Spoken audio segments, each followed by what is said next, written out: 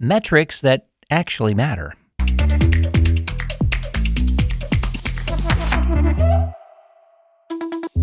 Welcome back to the Podcast Why. I'm Brett Johnson, my podcast guy, your trusted friend in podcasting. This show is here to help you reconnect with the real why behind your podcast, so you can keep showing up with clarity and confidence. Let me tell you the most common way I've seen podcasters measure the wrong thing for 10 years straight. Downloads. Now, I'm not saying downloads are meaningless. They're a data point, but for podcasters who are using their show to build authority, generate leads, and serve clients, downloads are useless numbers on your dashboard. And yet they're almost always the first thing someone tells me about when I ask how their podcast is performing. We're getting 300 downloads an episode. Okay, but are those 300 people doing anything? Are they signing up for your list?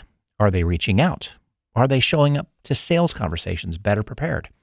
Are they referring others? Are they staying? Downloads tell you how many people downloaded your episode. They don't tell you whether your podcast is working as a business asset. And if we've established anything so far this season, it's that working as a business asset is the standard we're holding ourselves to. So what should you be tracking instead? Let me walk you through the metrics I push my clients to pay attention to, the ones that actually tell you whether your show is earning its place in your business. The first is email list growth tied to your podcast. If you're making a clear call to action in your episodes and directing listeners to a landing page, freebie, or newsletter, you should be able to see how many new subscribers are coming from that source. That number is a direct signal of listener intent. They liked what they heard enough to raise their hand. The second is listener to lead conversion. How many of your inbound inquiries mention your podcast? This doesn't require complicated tracking. Simply asking, "How did you hear about me?" in your intake form is enough. I've worked with podcasters who discovered that the majority of their best clients had listened to multiple episodes before reaching out. That's a metric worth knowing. Third, and this one is underused, is episode completion rates. Platforms like Spotify and Apple give you this data. If people are dropping off at the 2-minute mark consistently, that's telling you something about your opening or your content structure. If they're listening to the end, it's a show that's holding attention and likely building trust. And fourth, referral quality. Are the people coming to you via the podcast already warmed up? Do they understand your philosophy? Do they push back less on pricing? The quality of your leads matters more than the volume, and your podcast should be improving that quality over time. Here's your action step for this episode.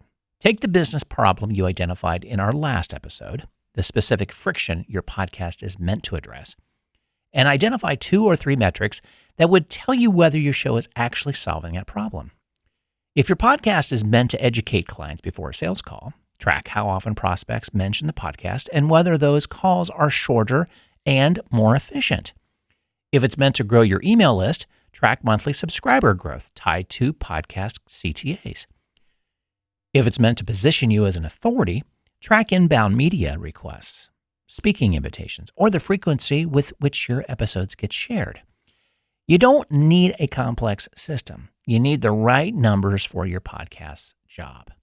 Write down 2 to 3 metrics you'll track consistently for the next 90 days. Review them quarterly. Let the data tell you whether the show is working, not how the last episode felt, and not how many people pressed play. Metrics are feedback. And when your podcast is a business asset, feedback is how you make it better. You can book a clarity call with me. Just head over to my podcast guy online and look for the Book a Clarity Call link. We'll map your podcast why to your business and your business to your podcast so it all feels coherent. Thanks for listening to the Podcast Why. I'm Brett Johnson, my podcast guy, and I'll talk to you in the next episode.